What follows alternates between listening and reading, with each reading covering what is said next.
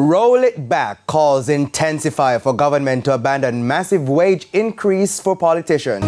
Good evening and welcome to Primetime News. We're live on air and online at onespotmedia.com. I am Javon Keys. Also this evening, more protests planned against increase for politicians, but one union leader says his group isn't leading the demonstrations. And later, international organization suggests new approach and thinking to migration. There's also the business review, sports and weather in this newscast, so please stay with us. I'll have the news in detail right after this break.